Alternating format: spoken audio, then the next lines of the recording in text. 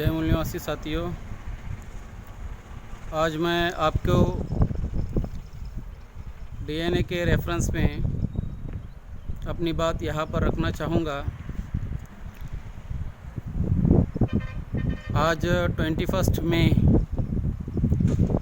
2020 तो 21 मई 2001 को times of India में जो न्यूज़ छपी थी डीएनए रिपोर्ट के रेफरेंस में, तो वो न्यूज़ का जो टाइटल था टाइम्स ऑफ इंडिया में 14th पेज पर ये न्यूज़ छपी हुई थी और उसमें लिखा गया था अपर कास्ट मेल मोर यूरोपियन से स्टडी। अपर कास्ट मेल मोर यूरोपियन से स्टडी।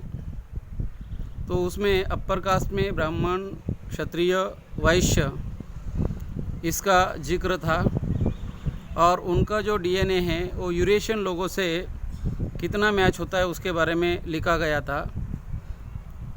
यूरेशियन लोगों से ब्राह्मणों का डीएनए 0.10 मैच होता है, ऐसा लिखा गया था।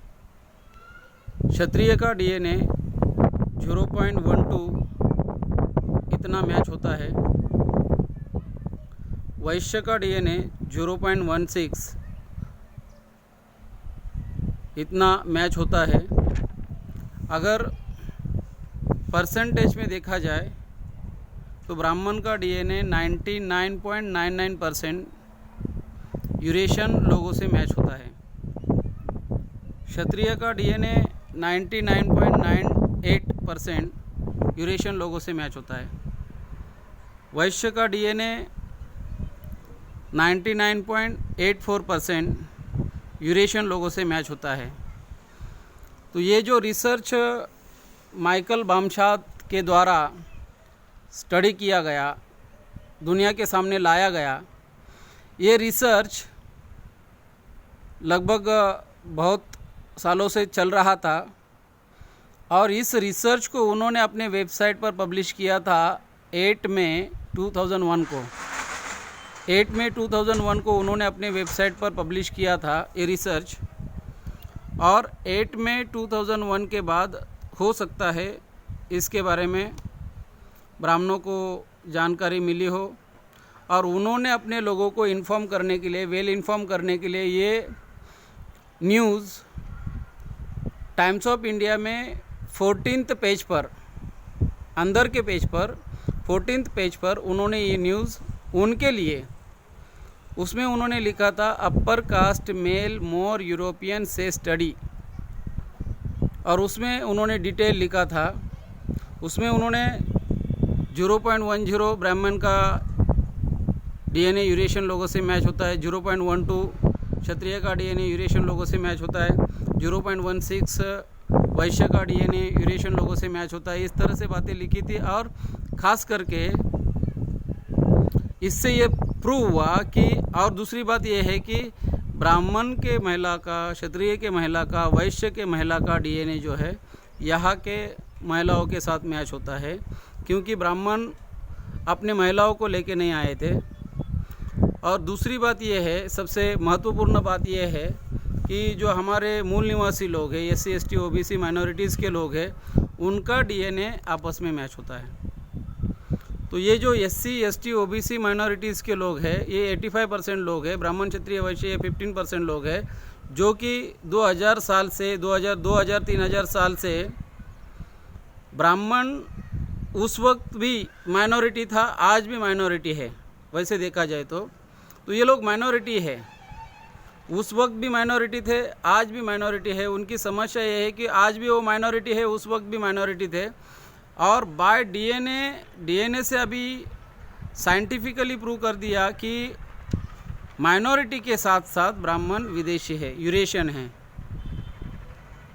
केवल ब्राह्मण माइनॉरिटी नहीं है, माइक्रो माइनॉरिटी है। माइक्रो माइनॉरिटी के साथ साथ वो यूरेशियन है, यूरेशियन नस्ल का है।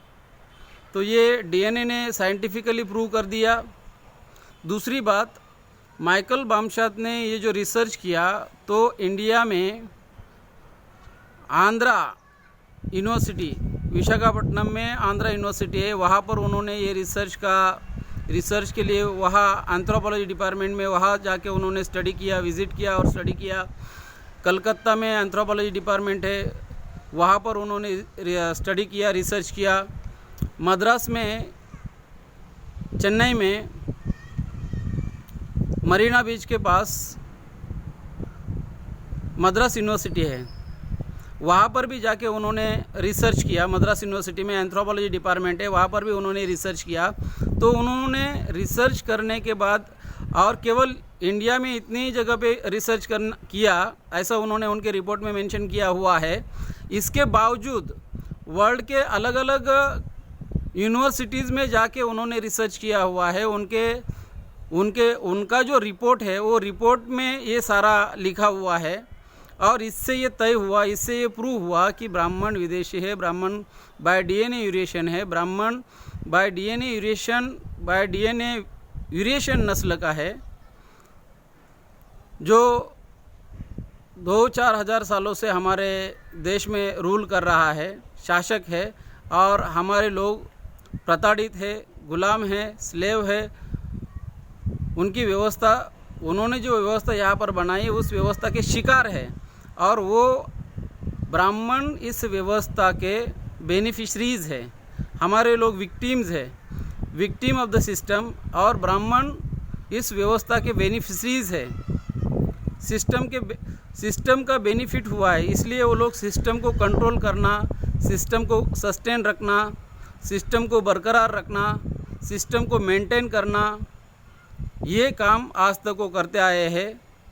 और डीएनए के माध्यम से अभी हमारे लोगों के अंदर एक मूल निवासी का जो भाव है, कल मैं बता रहा था, स्पिरिट ऑफ द रिबिलियन, हमारे लोगों के अंदर एक स्पिरिट निर्माण हुआ है, जो 2000 सालों में हमारे लोगों के अंदर का जो स्पिरिट ख़त्म हुआ था। Caste has kill public spirit, caste has made public opinion impossible. तो 2000 साल में जो हमारे लोगों का स्पिरिट ख़त्म हो चुका था, ये स्पिरिट डीएनए के माध्यम से पुनर्जीवित हो चुका है।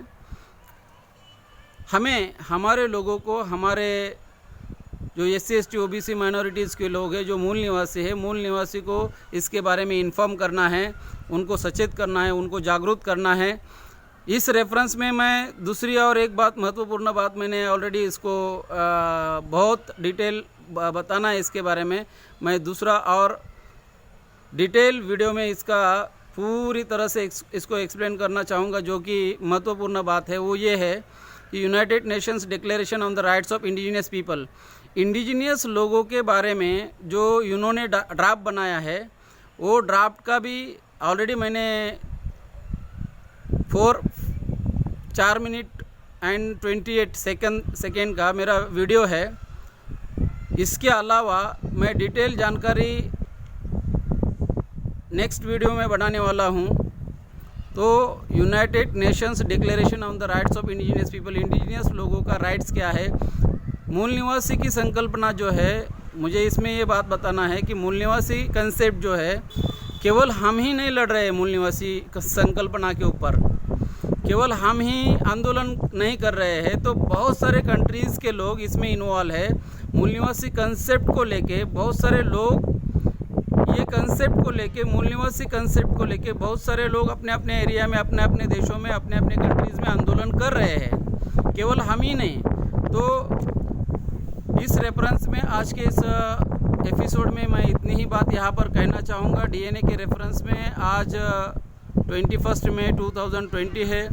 डीएनए का रिसर्च पब्लिश होने के बाद, वेबसाइट पर डालने के बाद, माइकल वामचंद का रिसर्च पब्लिश होने के बाद, ब्राह्मणों ने अपने लोगों को इन्फॉर्म करने के लिए वो रिसर्च डाला, टाइम्स ऑफ इंडिया में उन्होंने डाला। केवल उनके पीछे, इसके पीछे उनका ये मकसद था कि केवल अपने लोगों को इन्फॉर्म करना, केवल ब्राह्मणों को इन्फॉर्म करना, ये मकसद था। लेकिन ये इन्फॉर्मेशन संगठन को मिला।